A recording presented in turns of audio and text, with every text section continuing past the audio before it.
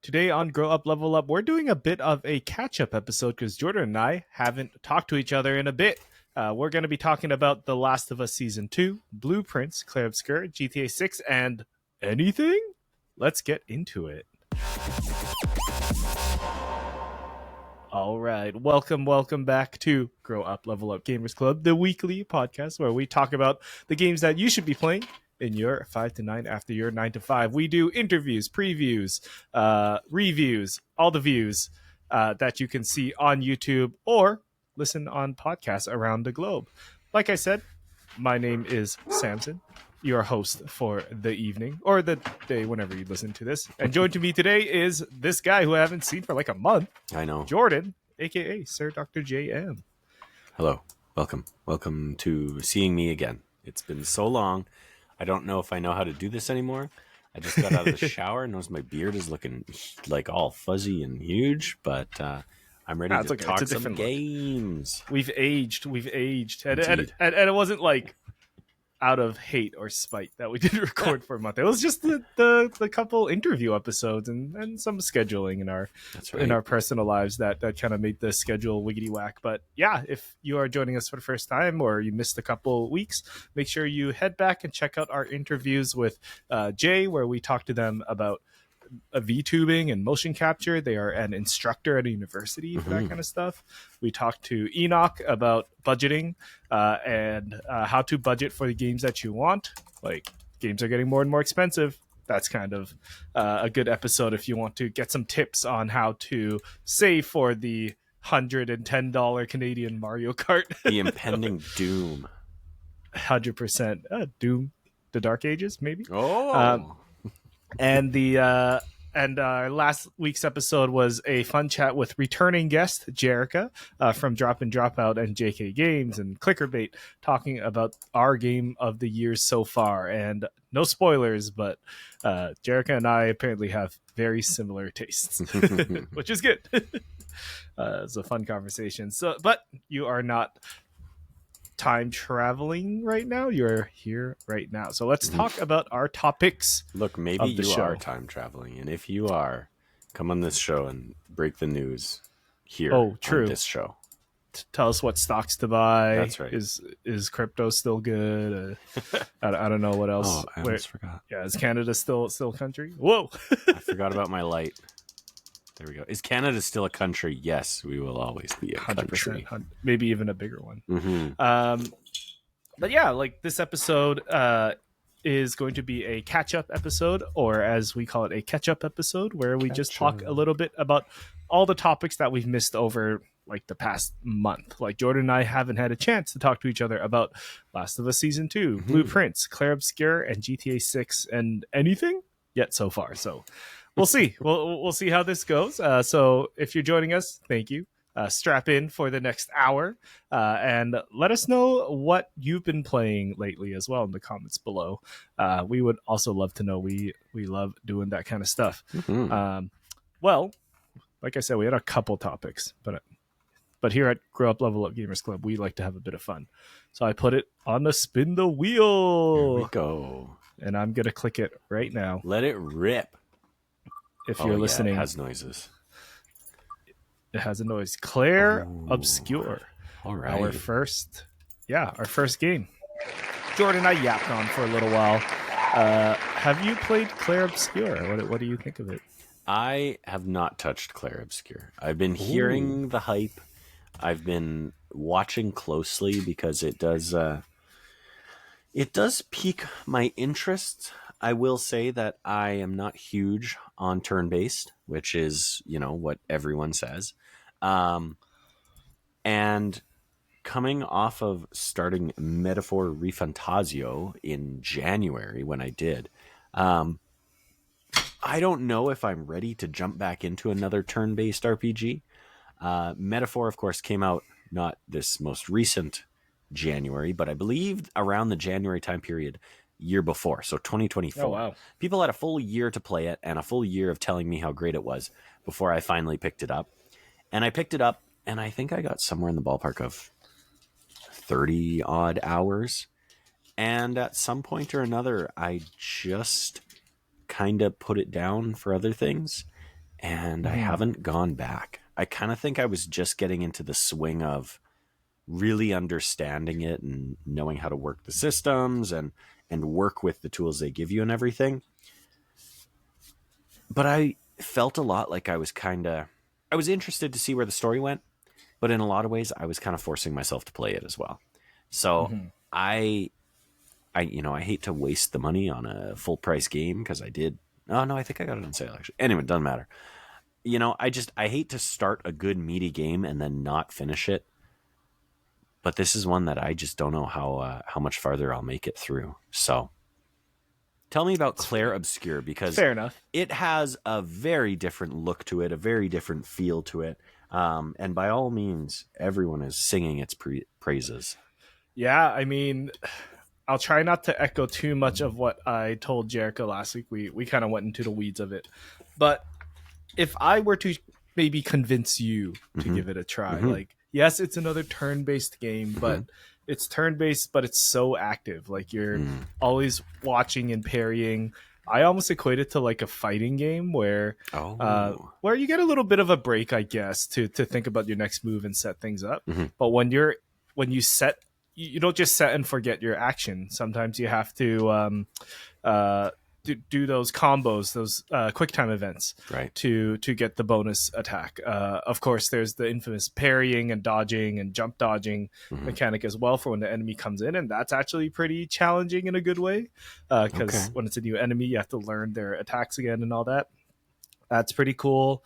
And I would say, like, I don't know about Metaphor, I haven't played it yet, but the turns move extremely fast. So you'll pick an action, they'll do their attack, and then like right away you're immediately into the next character and you're choosing their move. So there's almost no downtime between turns. Yes, it's turn-based games, but once you get the like muscle memory of which attacks or which buttons do what to what combo, you kind of start to get into a flow of, like, for example, I know that I like to mark my enemy with Gustav's gun, to put the X on them so that Mael, my next character, she'll hit for harder.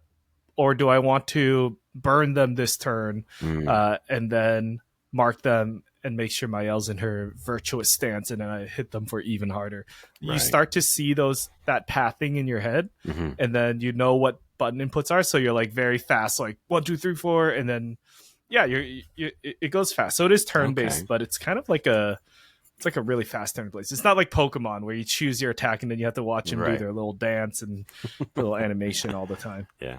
Okay. So that's really fun for Claire Obscur. It's like, because I also struggle with some turn-based games where it's just slow. You're watching animations.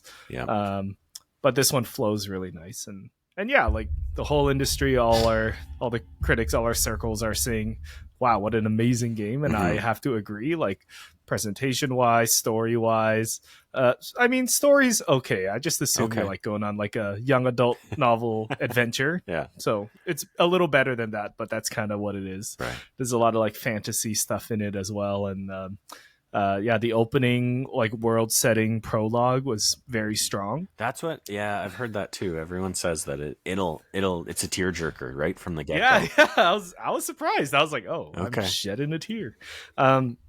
So I would say Claire Obscur is living up to the hype.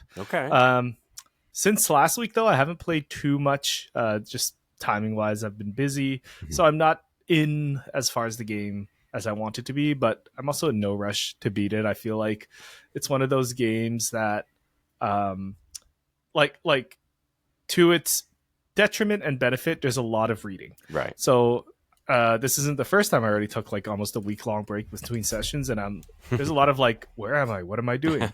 But there's so much reading. It's like, oh yes, this attack does this, this attack does that. You kind of get your grips away in that way, and then you do these like camps. Kind of like in Baldur's Gate, where you just camp and you get to talk to all the characters and do that relationship building stuff. So that happens a lot, and there's literally a option that's like, tell me what to do next. Oh, really? Like, oh, yes, I was going to the red rocks over here. Yeah. So So that's pretty nice that they put that in there because it is quite overwhelming Yeah. in the game. But so far, I enjoy it. I would say my only gripe is there's no mini map, but Right. at the same time, I kind of like where it's going, where it's like, oh, we are in this lost foreign world. I don't know, like you have to really start to memorize, like, okay, I've seen that tree. I remember that fork. I haven't been down the left fork yet, so I'm going to go down there. And it ends up being the path. So I gotcha. So stuff like that. Okay. It's a very complete package, and it runs and looks really good. You mentioned the camps with relationship building and stuff like that, and that's a very RPG thing. Persona metaphor does the same thing where anytime there's a chance to break from story and combat, they kind of let you loose on, hey, right now you're in the city, or hey, you're on the I forget what they're called in metaphor, but they're these big like two-legged runner machines that take you from place to place. And it'll cut to, hey, you've got some time here. And then all your party is kind of hanging out. One of them's off, whatever, reading a book, and the other one's off, I don't know, smoking a cigarette. And you can walk up to them and go, hey, I'd like to interact with you. And if it'll raise your social rank with them, it'll have like a little icon. So I was going to ask, does Claire Obscur have like social link or actual relationships in some way that you build them with characters, right? If you build a better bond, whatever, increase their stats, increase your stats, increase something between the two of you. You would think there would be something like that. If there is, I don't know if it's maybe like a hidden mechanic. Oh, okay. I don't think they've gone outright and said it unless I missed it. I got you. But that kind of socializing with your teammates is more of like a story exposition, world building thing. So like early in the game, you get Lune, so you talk to them and you learn a little bit about their relationship. It's like, oh, they kind of, well, I mean, in the world, there's only so many people. They kind of grew up in the same cohort, so they knew each other for a long time. Right. You kind of learn about where like everybody's powers come from. You like how come? Yeah, like right off the bat, Gustav has magic powers and can flip and is trained in two swords and everything. you kind of learn a bit more about the world, so you get that out of it. But yeah, I don't think there's like a buff. Okay. At least not yet. I haven't. Right. I am not far into the game at all. I have only scratched the surface. Okay. Yeah.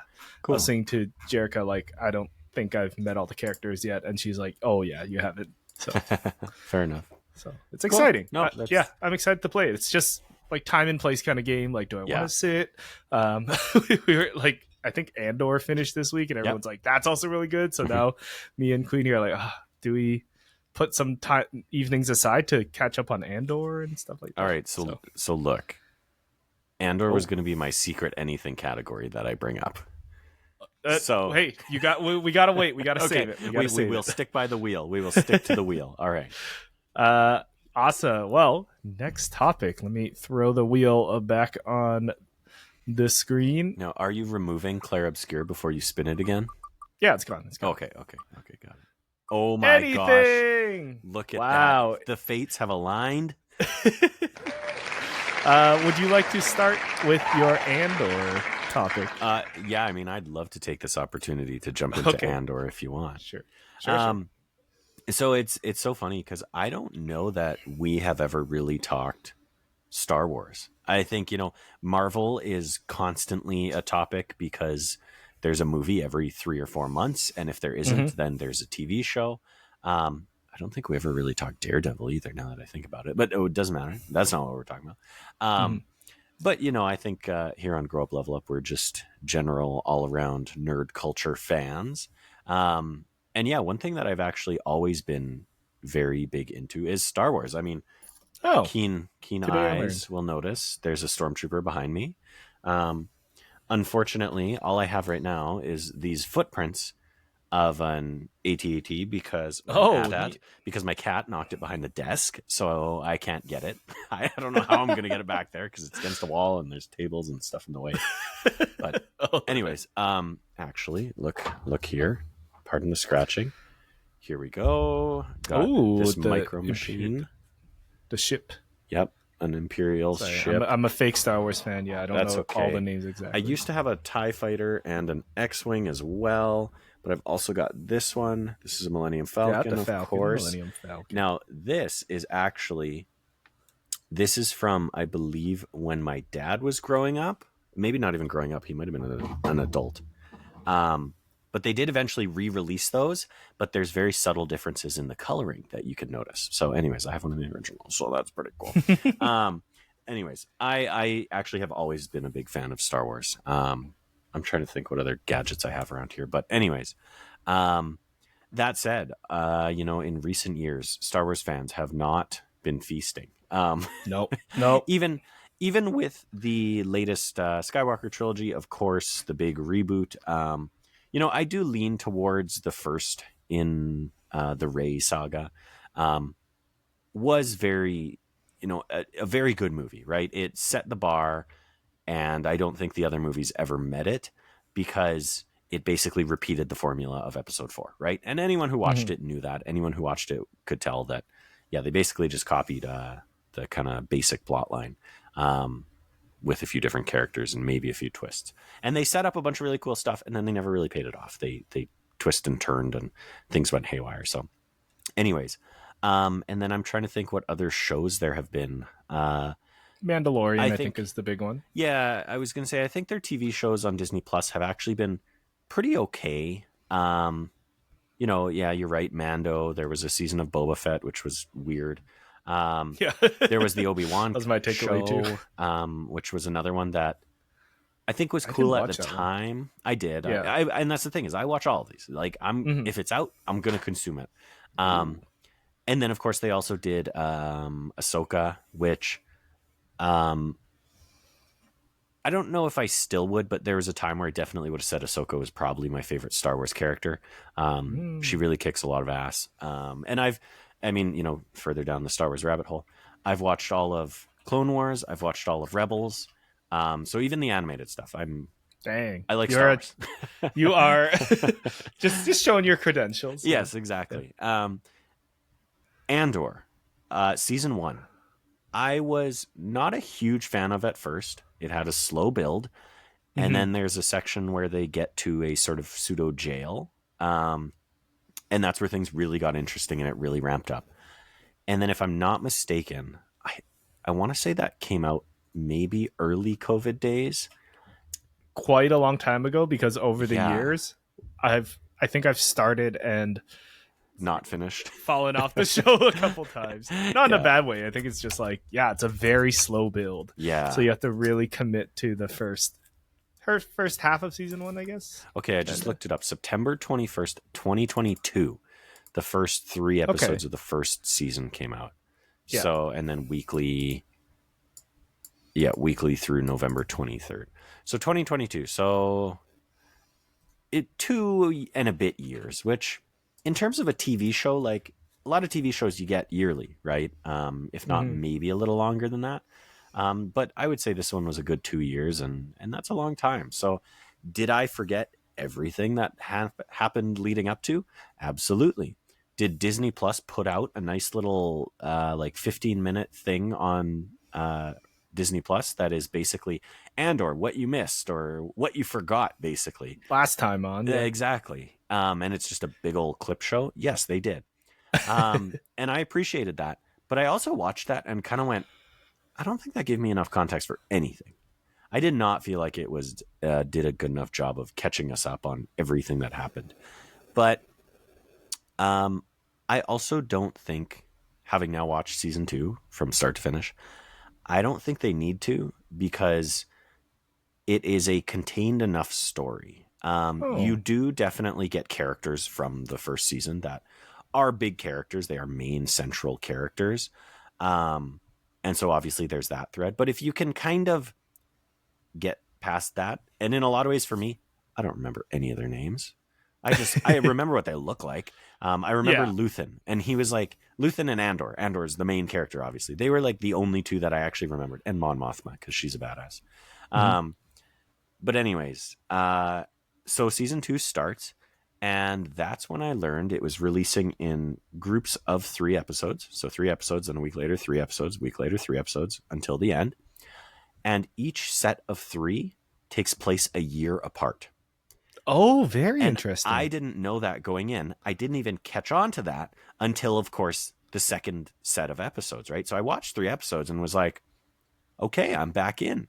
And then I didn't start it until it had already, I think, released 2 or 3 batches. How So many episodes total were there in I think season there's 2? 12. Oh, wow. Okay. Yeah. Yeah. And so I watched 3 and then I just kept going. And that's when it kind of has the title screen and it says, it says the year BBY 4, I think it starts at. Of course, before the Battle of Yavin. Battle of Yavin being the big important battle for the Death Rogue Star One. and everything. Exactly. Spoilers right. for Rogue One if you haven't watched it. Good movie. Yes, yeah. And that's the thing. Andor, of course, is basically a prequel to the events of Rogue One, which is a prequel to episode 4. So it's prequel after prequel. But this really sets up the character Cassian Andor, who goes on to play a pivotal role in Rogue One. So anyways, that once I realized that's what was happening and that's why we were getting 3 episodes at a time, these episodes really are like mini movies. The way they're shot, the quality behind them, the dialogue, the writing. I'm such a big fan. Andor season 2 might be some of my favorite Star Wars media. That's what I hear. Yeah, it's like the best Star Wars thing out there. It really was that good. And they approach it in such a way that they don't spell everything out for the audience. And I think a lot of people these days really appreciate that, right? That's something that I've noticed in, I won't talk too much about this, in another show that's on the wheel.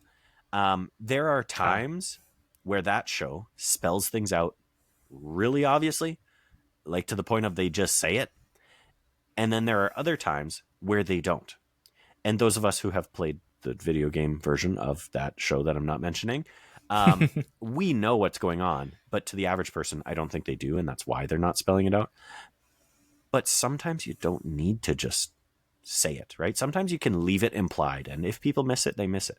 But people that don't will pick up on it. And it becomes really exciting. So anyways, Andor season 2, I cannot sing the praises of or about enough. The way they wrap it all up, I actually thought it was done after 9 episodes. And I was like, man, that ending was not the most satisfying, but I was like, I guess that's how it ends. And like, that's cool.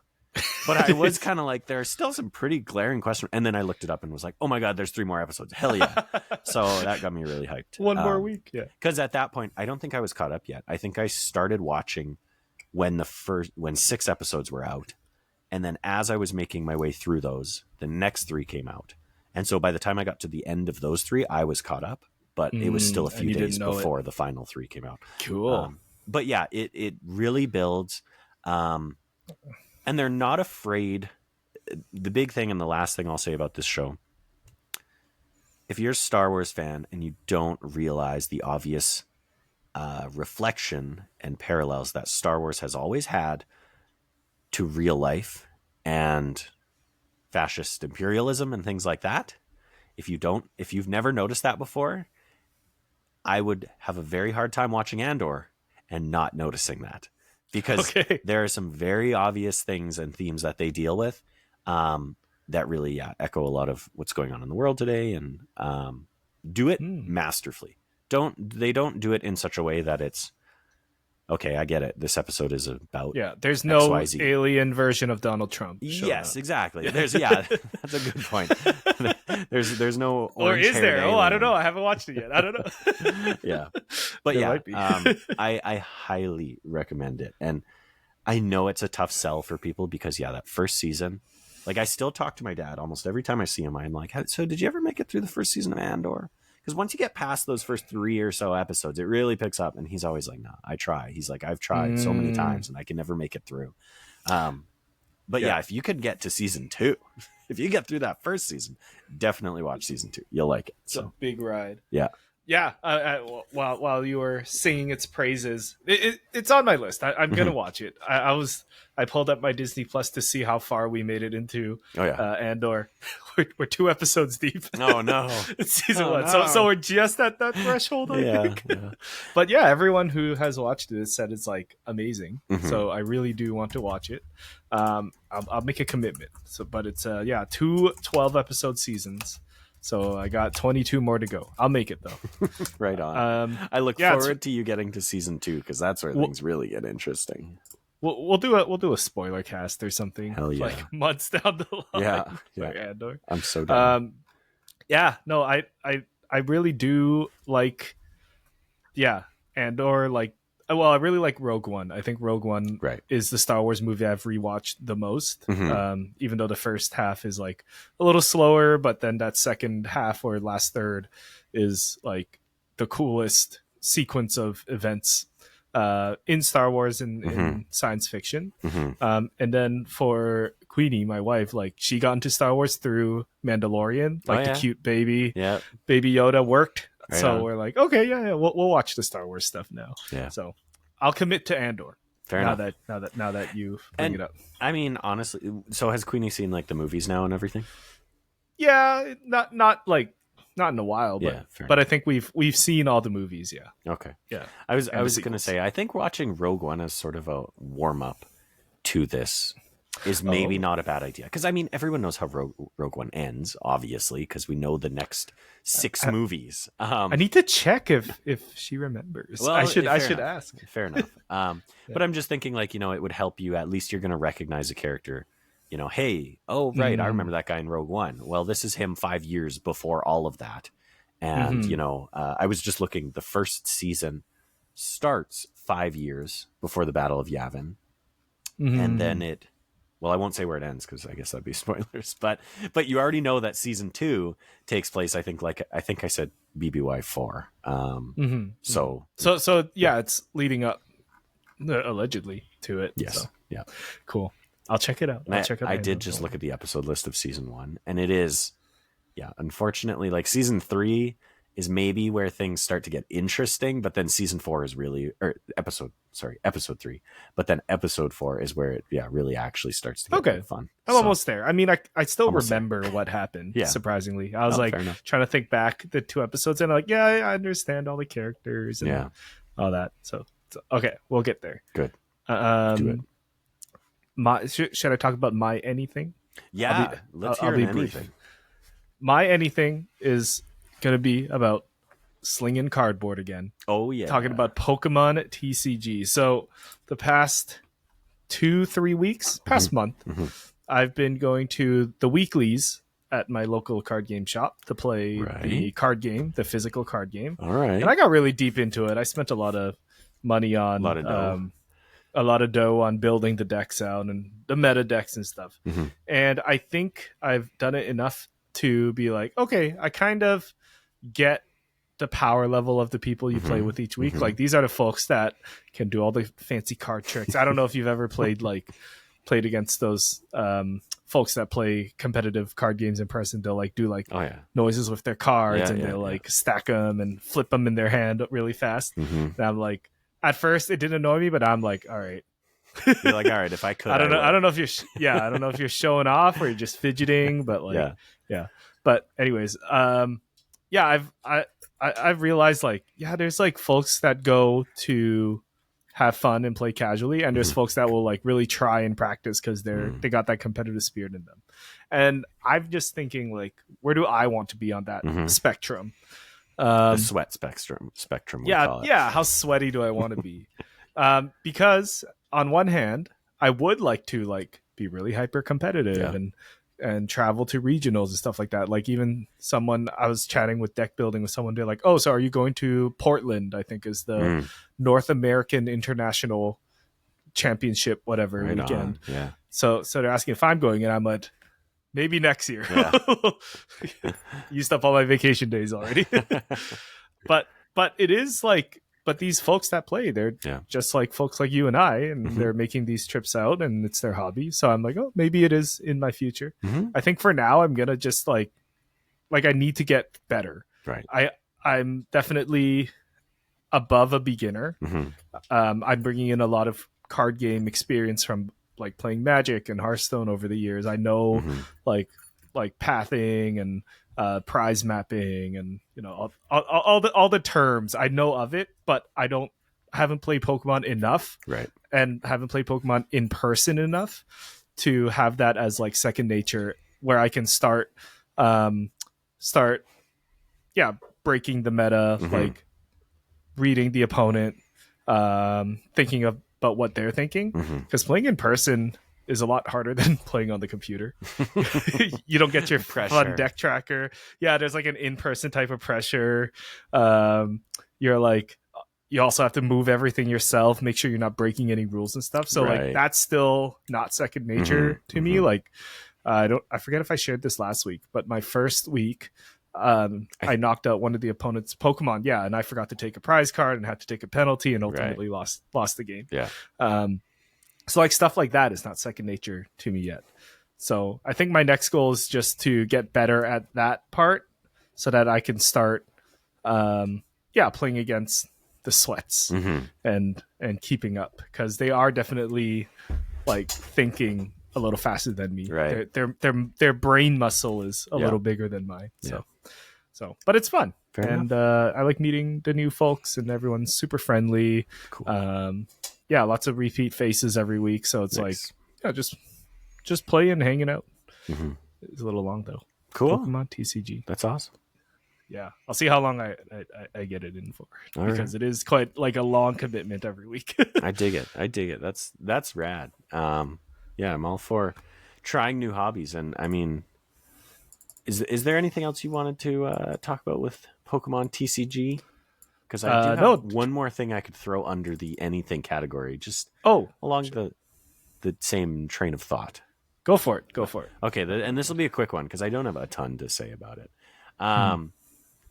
So, I was just saying, I think that's really cool that you are trying something that's, I mean, obviously you're familiar with it, but pretty new. Still gaming. Yeah. Games. But the fact that like you kind of, threw yourself out there into not just doing the battles, but doing it live in person and everything is pretty cool.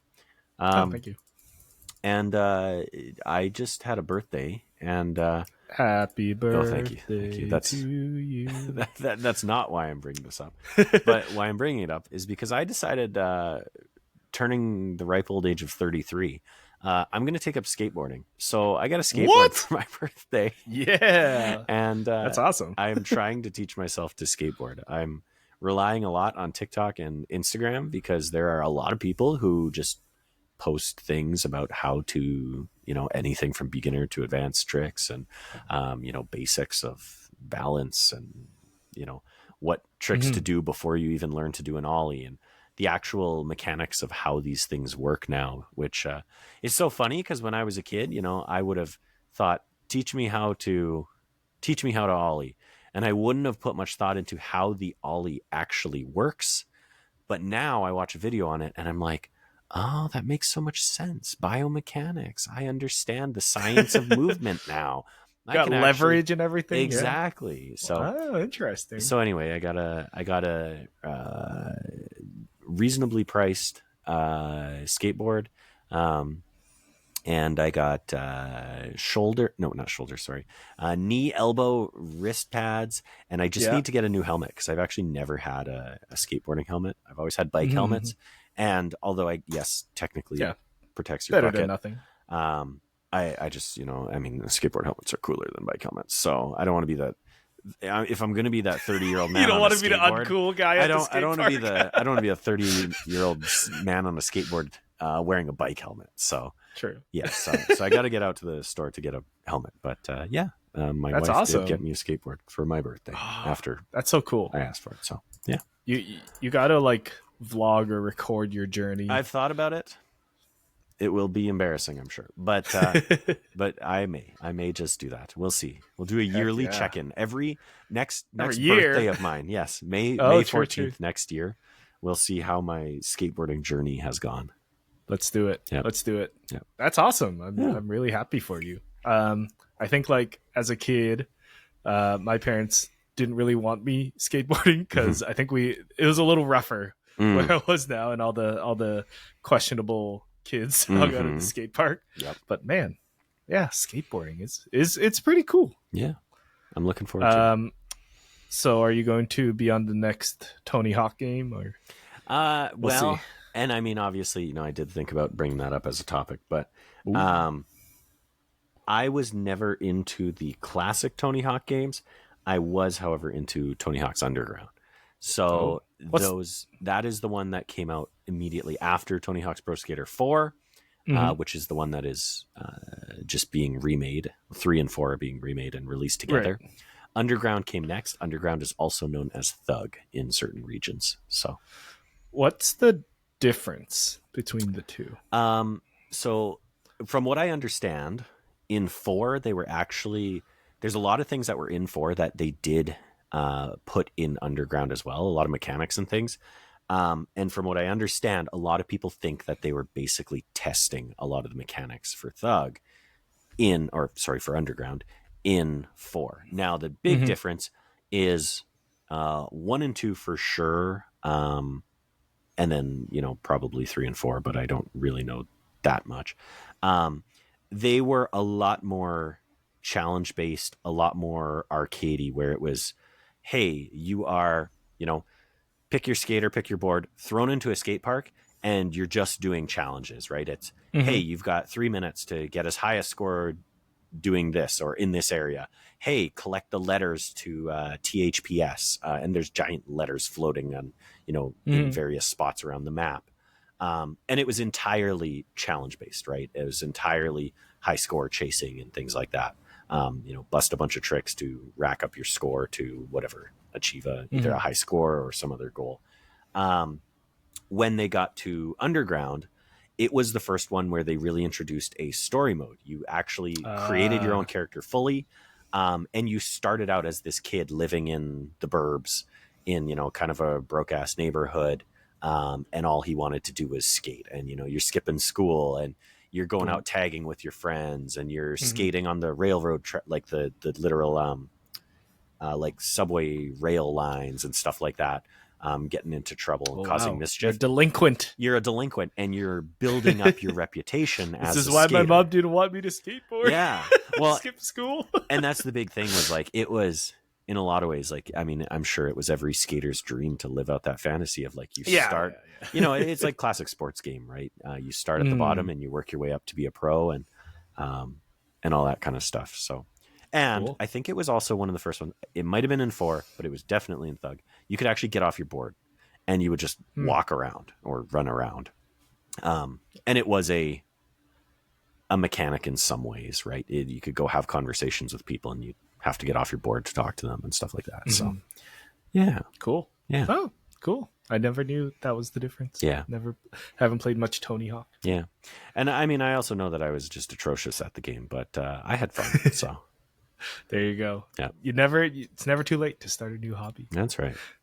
All right. Bringing it back to our wheel. Yeah. Where is that wheel? We got 3 more topics. Which one's our next one? It is GTA 6. Of course, we are referring to the GTA 6 trailer, that kind of surprise drop. Was it this week or last week? Right after they announced that they are delaying it. So yep. Thank you. Yeah, the GTA 6 trailer. I'll quickly pull it up as our B-roll if you want to share your thoughts on it. On GTA 6. I can definitely share some thoughts, and then I'm curious what you think. Yeah. So as someone with little tie to Grand Theft Auto, honestly, after they released the first trailer, it was fine. I was kind of whatever about it. But then after watching this trailer, I was like, okay, they might have me here. This is a lot more interesting than I felt like that first trailer was. I know the first trailer was a lot of just, hey, here's where this game takes place, right? They didn't really tell us anything about the characters. I think they maybe gave us a few snippets of them, kind of thing. But that was it. And honestly, I wasn't even too impressed with how it looked or anything like that. I didn't think it was anything to write home about. And then watching this trailer, I was actually pretty blown away. There's so much going on here, and so much that they're doing graphically that is incredibly impressive. There's one shot earlier in the trailer that we just passed where the main character, the camera is kind of low down behind him as he walks out of like a convenience store or something, and he's got a 6-pack of like Corona style beer, and you can actually see the beer in the bottle sloshing around, and you can see the light shining through it and obscuring what's crazy on the other side. And just the technology that it takes to do that. Oh, here we go. There's more beers. But anyways, yeah, shot after shot of this, just it looks fantastic. The story that they're seeming to spin seems like it's interesting enough, kind of a, you know, modern day Bonnie and Clyde heist style thing we got going on here. You know, a good old romance story, it seems like, in some way, shape, or form. And also, like, one big thing that really jumped out at me, especially compared to past GTA games, and a lot of these open world kind of sandbox games, is the amount of different body shapes that you see, right? They really are kind of going all out where, you know, every guy isn't just, you know, box shoulder guy, right? Every girl isn't just, you know, hourglass figure girl kind of thing. They got fat dudes, they got fat girls, they got skinny guys, they got skinny girls, they got everything in between and beyond, right? Yeah. And it's just the kind of thing where it's like, man, you love to see it. And wild that like technology has come this far, but you still don't see that in a lot of games. In a lot of open world games, it is, you know, every enemy is going to be the same one or two body types, right? It's going to be male A and B, and then female A and B, and that's kind of all you see. So yeah, I was just I really was surprised at how much this trailer struck me as someone who is not traditionally a big GTA fan. So anyways, how about you? What did you think? I think I'm in the same boat as you, but for different reasons. Like first trailer came out, I'm like, yeah, it looks like GTA. I'm sure it's going to be good. But this second trailer, we got a bit more on the story and the actual world. It is, and saying world is kind of funny too, because it's like, oh, it's just a reflection of our world, right? But I would say in GTA, it's a little, in GTA, it's a little more like it's our world, but turned up a little bit, or you get to kind of explore like sure, we say like, oh, people go clubbing and meet famous people all the time, but GTA, it's all connected and it's all like it's like a big narrative. But I would say the thing that turned me around was actually the Bonnie and Clyde angle, the love story kind of angle to it. I think I don't know why it took them so long to do this, because like all the other games are about like mafia bosses and business, but this one's just like, okay, like you two are in love. How are you going to navigate the crime world and all that? And I find that very interesting. Like thinking of it now, like, are there many shows or movies about that about the Bonnie and Clyde dynamic? Maybe not. I mean, movies and shows definitely more than video games. That's for sure. Yeah. So that the story part and like that dynamic is what piqued my interest. Nice. And I know like production quality, like you're saying with the different body shapes. Yeah. Like that's just years and years of production quality or production work. So that if it's not like a 10 out of 10 on that end, I'd be very surprised. Like this is probably going to be one of the, well, probably, the most expensive game ever made. The most people hours put into a project like this, so it's a fully like they're remaking real life, so no kidding. It's gonna be interesting. I'm excited for it. I will not trade into PS5 for the Switch 2 for GTA. Yes, 6, I listened to your episode with Jerica, and I heard you say that you had joked that was going to happen, and I was like, oh good, he was joking, because I wasn't sure, but we'll see if the Switch 2 price changes by the end of the month. Yeah, fair enough. Could. I'm excited for GTA 6. Quick question though. Do you think it will get delayed again? Ooh. I'm going to say no, because the delay that it got was meaty enough. Because it was, when was it originally supposed to come out? fall this year. Yeah, it was like a Yeah. September, October window, and it got delayed to May. So I kind of feel like I was one of the people who never really believed it was going to come out this year. It was very much for me kind of a, this is GTA. They're going to show off more of it than they are right now. And we just weren't getting that. The second trailer drop was very surprising because I don't think anyone had hinted that or leaked it, anything like that. But yeah, I do think that it's far enough out that hopefully is enough time for what they need. But ultimately, I don't think they would have put a second date on it if they didn't have that pretty locked in.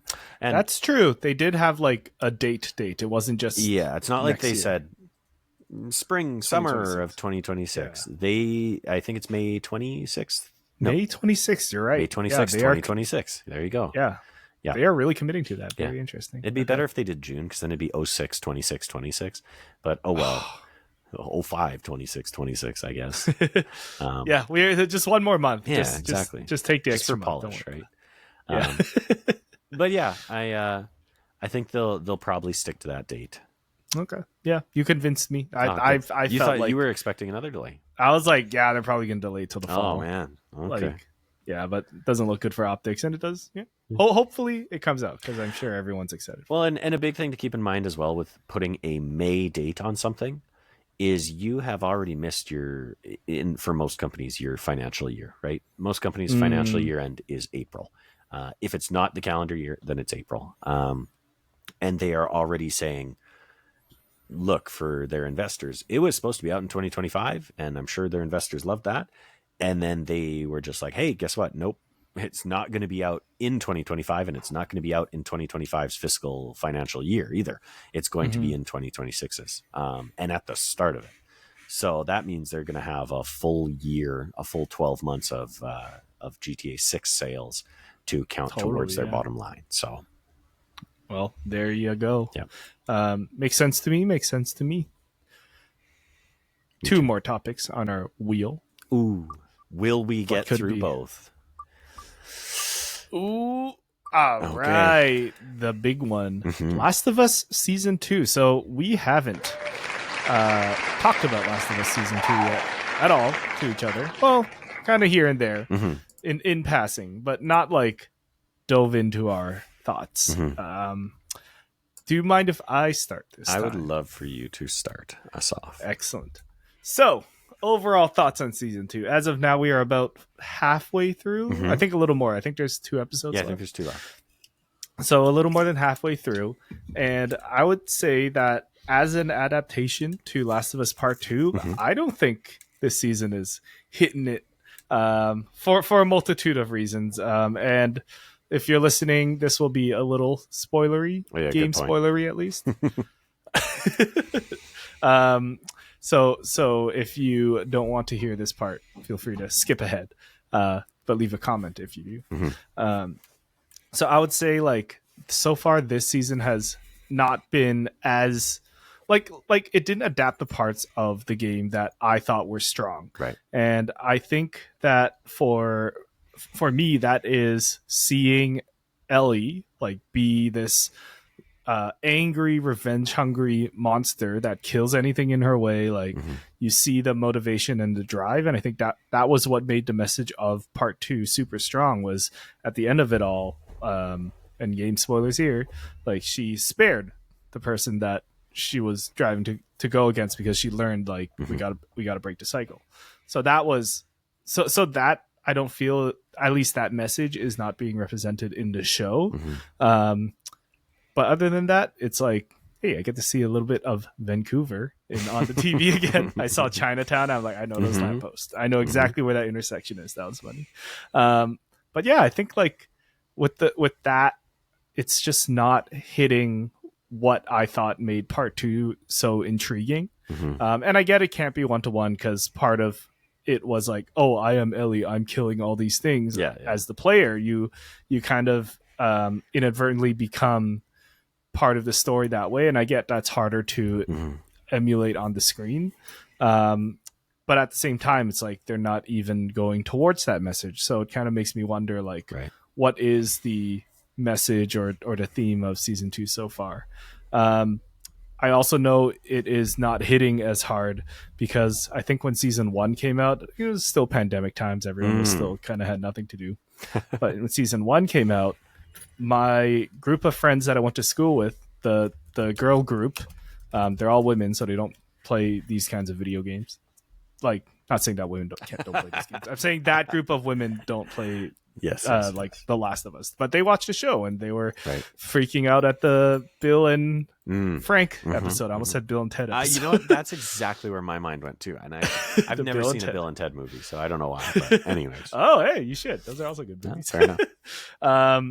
Yeah, they were freaking out. Like, I remember like getting a Snapchat from my friend with like tears running down her face. Like, I just watched episode 3. And I'm like, yeah, that was a good one. And they were praising it. So I was like really excited to have them see part 2, or season 2, but not really talking about it. I'm like, oh, okay. So is this not hitting? Like, are they even watching it? I did get a text saying like, did this, like when that part happens on the show, I did get a text. It's like, did that really happen in the game? And I'm like, yeah. I was like, I'm surprised no one spoiled it for them for this long. So that was good. Yeah. So overall, season 2, I'm a little disappointed. It is what it is. There's still 2 more episodes, so there's still time to stick the landing for this first part of part 2. And there's still many more things to come, and hopefully in like season 3 it will be a little stronger narrative wise. But Jordan, what do you think of Last of Us so far? Season 2. I think I echo a lot of what you're saying for a lot of similar reasons, and it is so tough to judge all of this because we are fans of the video game, right? And this is something that I would call the book reader problem, right? This is every book reader's problem when they go and watch the video game. Sorry, not the video game. When they go to watch the film adaptation of their favorite novel. You know, they always say like the movie is never as good as the source material. And I think that rings true with most mediums, right? I think generally speaking, anyone who's a fan of Wicked, the Broadway musical, is not as big of a fan as they are of the movie, right? The movie embellished some parts. I mean, it took a 3-hour musical and made it into a 6-hour, 2-part movie or what have you. And obviously we haven't seen half that film, but still the point stands. And I think that's a little bit of what we're seeing now with season 2 as well. I think that they've done, I would say they've done a satisfactory job of adapting the video game. But it really does seem, again, to someone who's a big fan of the game, it seems a lot like they missed the point and they missed the central themes behind the game, which, again, is tough as a critique for the show because it's impossible for you or I to watch the show and not have those underlying feelings. And I really do wonder, for someone who's watching the show fresh, who doesn't know what happens already, are they picking up on that as well? Or are they just enjoying it for what it is? And I think I would lean towards they're probably just, if they're enjoying it, then they're probably just enjoying it for what it is. And they're just along for the ride. They don't, and like you said, spoilers for the game and potentially where the show goes. I won't spoil some major beats, but leading up to the game's release, Neil Druckmann, Naughty Dog co-founder, studio head, something like that, the head honcho at Naughty Dog, he did a lot of interviews about part 2. And one of the things that really stuck out to me is he always said the first game was about love. And the second game, and this is where I get my quotes a little off here. I can never remember if he said it was about revenge or hate. But if either of those are a fact, they have lost that in the show. that has not translated to the show.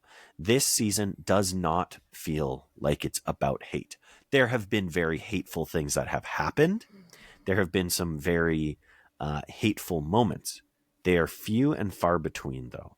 And I think that's what a lot of us who are fans of the video game and want to be fans of the show are looking for. And you know, I know that from the conversations I've had with other people who do know the main story beats from the game or who have played the game. And also from, again, you know, shout out to Jerica for coming on last week's episode. Because she also runs a podcast with her co-host Kayla called Clickerbait, and third chair Patrick. Of course, the three of them being a part of Drop In, Drop Out. But they do a podcast called Clickerbait where they talk about every episode after it airs, and they kind of talk a lot about the themes, and they approach it from a standpoint of all being diehard fans of the show, of the game. And they talk a lot about the fact that, is this just, maybe it's time we accept this is just a different thing, right? Yes, it has some of the main story beats. Yes, it has obviously named characters that are the same. Are they charting a different course? And I think in a lot of ways, what they're doing and what they're showing now is that with Craig Mazin at the helm, of course, the creator of shows like Chernobyl, other very serious graphic shows, I think he does approach it a lot from a standpoint of film and television. He is giving us a story of, here's a likable character. Here's characters that we grew to know and love through the first season. Here's terrible things that happen to them, but we can't have it all be terrible. If it's all terrible, nobody wants to watch it, I think is what they're struggling with. And not so much what they're struggling with, but I think is how they've built it. They have built it because they know that for an audience, you can't just show a lot of bad things because people will not have a good time watching that. The piece that I think they're missing is a lot of people are watching it for that.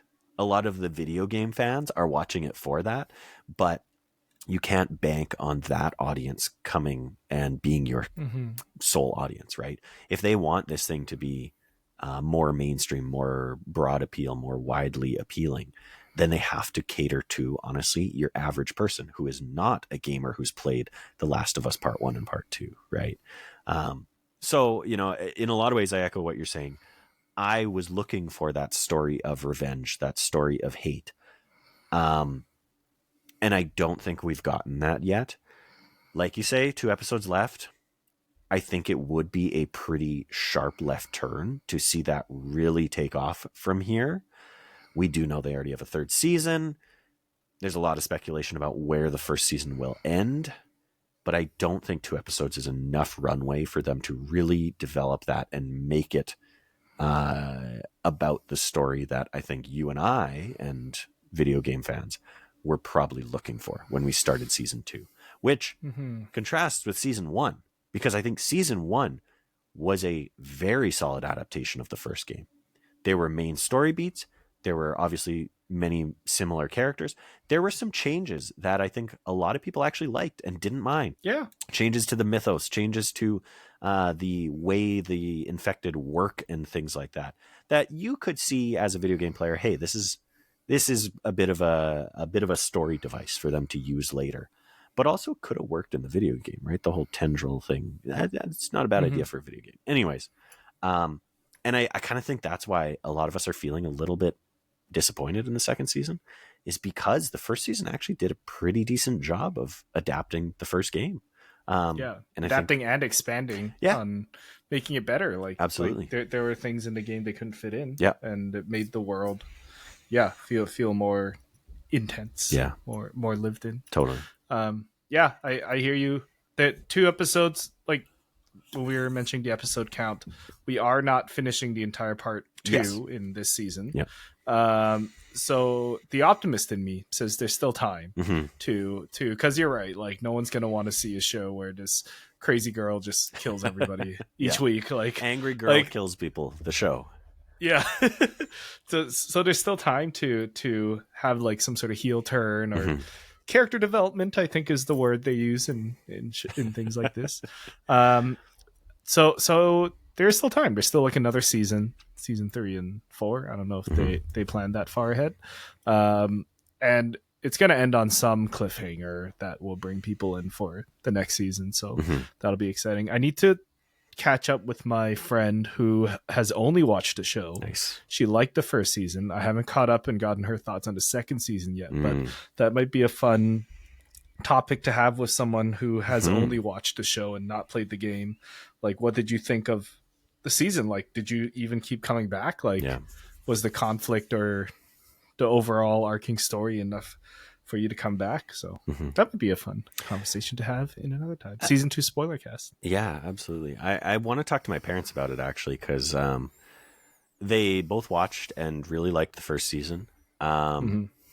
and after a large event that occurs, I believe, in the second episode of the second season, my mom said she was done with the show. Um, Wow. and and I said to her, "No, no, look, it's okay, it's okay. Things will happen." Again, I'm not spoiling this season, but I said, "Don't worry, we'll still see people and things."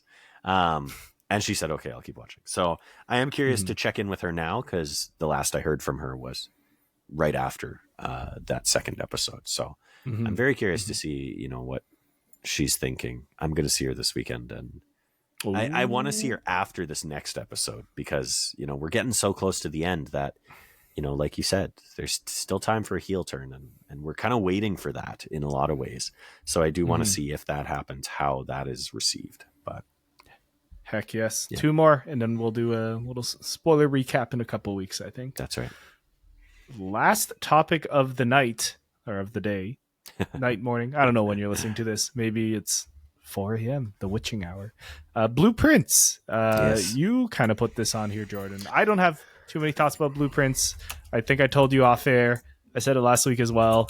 I played this game for 40 minutes, realized I am not in the mood for a game like this, and returned it on Steam. But Jordan, what are your thoughts on blueprints? So the first thing I'll say is I'm pretty stunned that um, that you weren't into this. Just hearing the Yeah, premise me too. behind this and hearing um, about all the different roguelites and deck builders and things like that kind of style games that you do like.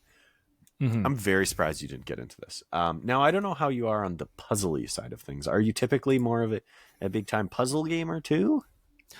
Yeah, I think I like puzzles. I look Okay. back and think of like Phoenix Wright and like Sure.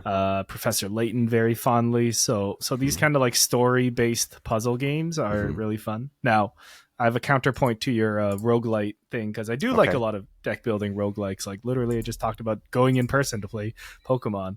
But the thing is with a lot of these roguelites is I can play them at my computer, and this is a visual gag. I play at the computer like this. Like I can lean back really far, kick my feet up, Right. one hand on the mouse, and I'm playing one handed while I like Okay. scroll TikTok on my phone or something. Mm-hmm. Um, that's how those are the kind of deck building role like to play. So when Blueprints booted up, and then there was like a very sullen voice explaining the story Yeah. or the letter, and then I have to actually move into each room and look up and around and explore things. I was like, oh, okay, this is like a two-handed game. Mm-hmm. Mm-hmm. There's like a story. I have to think really hard and take notes and stuff, is what I heard.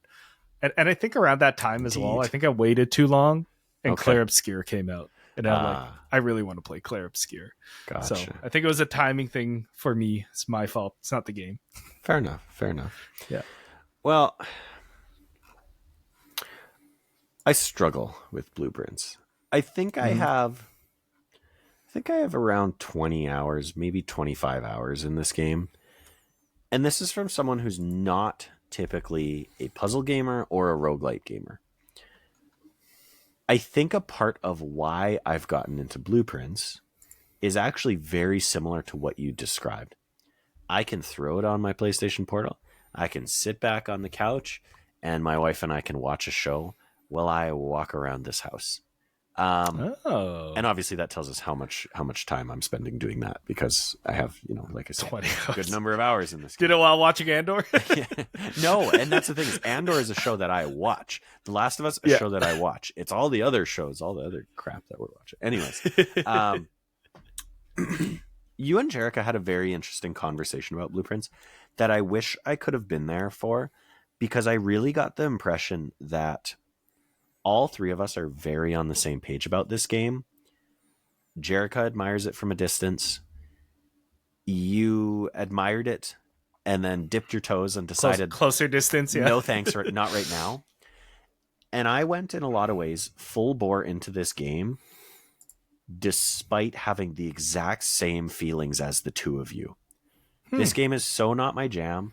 I don't even know if I'm enjoying this game. I might just be playing this game because I want to figure out what the hell's going on. I think I'm too stupid for this game. I do not feel like I'm discovering all the secrets and things that everyone is raving about. I am putting some things together. I know some tricks and some puzzles and things like that. But a lot of the time I feel like I just run through this house, I build the rooms, I hit a dead end, and then I got to start my day over, and then I start over. And I am wondering, I almost want someone who really, really loves this game to coach me through a play session. And just like subtly point out, like, oh, did you notice this? Did you pay attention to this? Oh, what did that picture have on it? Oh, and did you see the picture in the other room? Because those are the kind of things that I think are there and that I hear from other people are there. But when I'm playing, I don't pick up on that shit. I have heard, I've actually listened to spoiler casts about this game. Now, a few of them, the ones that I listen to aren't going full bore spoiler. They're not spoilering, okay, what's in the very end of the game? What is the 46th room? Which, if you haven't played this game, the whole goal is you start at the beginning of a mansion, you draft different rooms across this grid to eventually get to the 46th room. I have not made it to the 46th room, despite 25 hours played. I don't know how egregious that is. I have heard some people have got there very quickly. I have heard that other people don't get there until much farther in the game. I've also heard, because it in theory goes day by day, I've heard some people say that, they got to room 46 on day 50 or in the 40s. And I must be in the 30s at this point. But I also think that I'm playing it very slowly, and I'm taking my time as I go through on every run. And I'm only now getting to a point where I'm like, all right, I'm going to pick up the pace because I'm not finding anything new. And I think for me, that's lock in. Yeah. That's the biggest problem with this game, is I don't feel like, as a roguelite style game, I don't think I'm getting those permanent upgrades enough that help me progress further. There's different currencies throughout the game, and I've learned that you can actually get permanent upgrades that will let you, start off your day with some of those currencies and things like that. And I don't feel like I'm getting them at a quick enough clip to keep me going forward with this game. Now, the problem is, like I said, I'm still going forward, and I don't know why. Because everyone's talking about this game being a 10 out of 10. This is their game of the year, or this is a contender for game of the year at the end of the year. And I do not feel that way. I feel like this is a game that I've sunk a lot of time into, that I want to know what the end is without just looking it up. But I don't think it's going to be anywhere near my top 10. And that's what makes me think, am I just stupid? Am I just really dumb? And you're progressing, making my way through this game, not really picking up on things.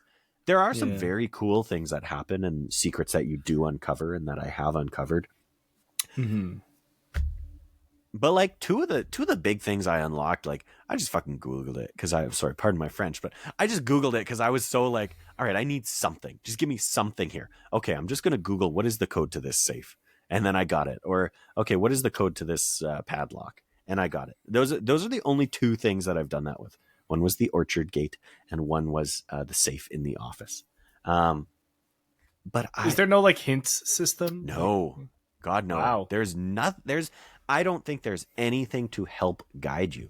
It is purely go make your way through and see what you can find. And those are kind of the things I struggle with. Now, would I be someone who relies too heavily on a hint system? Probably. That's why I don't typically play these kind of games. That's why Google is so dangerous when I play these kind of games. But I'm really making a concerted effort to figure it out. And it's just not coming together for me. But as you can tell, I'm still trying. And I'm going to keep trying, at least for a little bit more. So I think you will be rewarded. I hope so. You're almost there. You're almost there. I hope so. I've gotten pretty close to the 46th room before.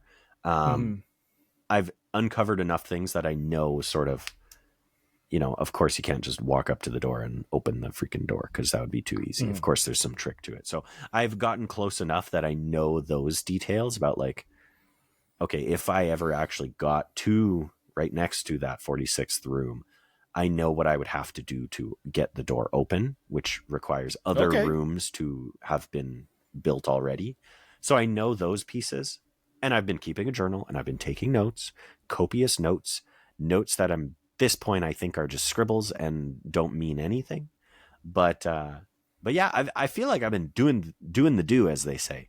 I've been trying, and I'm still a little bit out to lunch about whether or not this is all going to come together. I'm hopeful that I have some breakthrough, and oh my God, now it's a 10 out of 10. This is my game of the year. It's happened with other games. BioShock Infinite jumps out at me as a game that I was like, yeah, that was a good, fun game.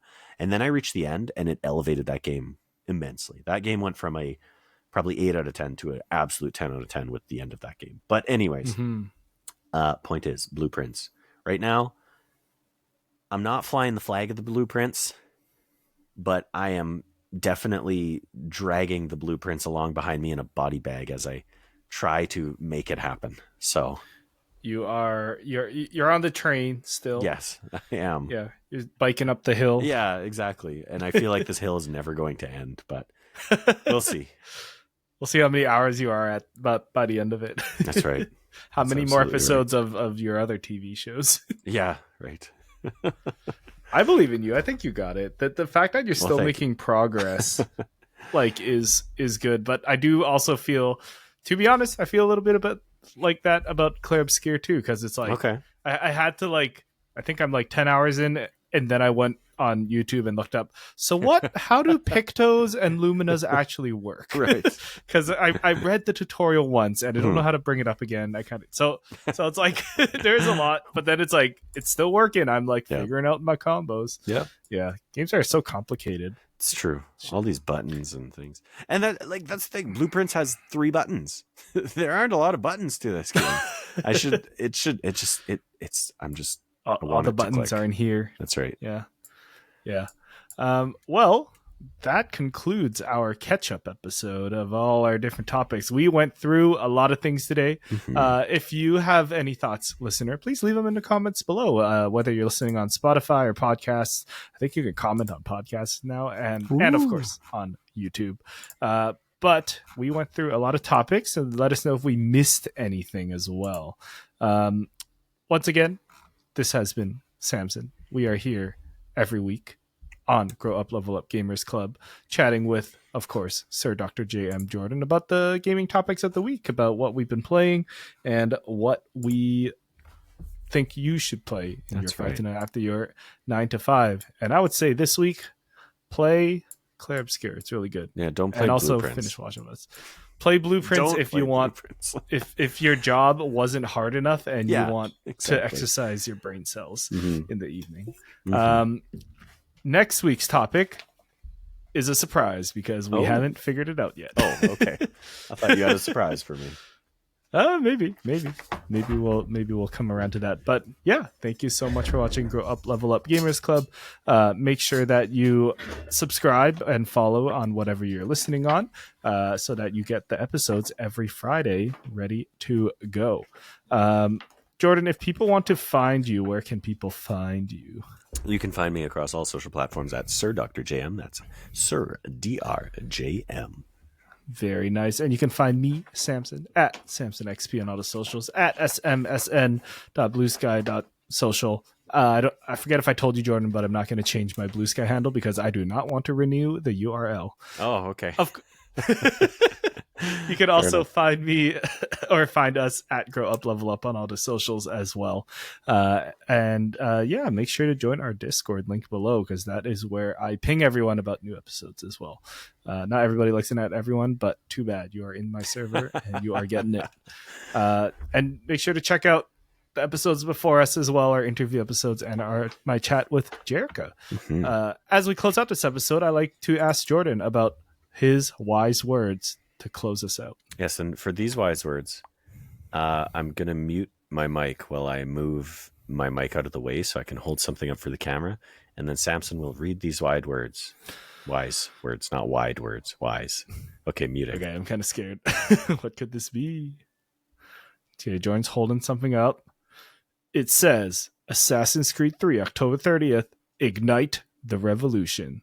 Available on all consoles, rated M for mature, Ubisoft.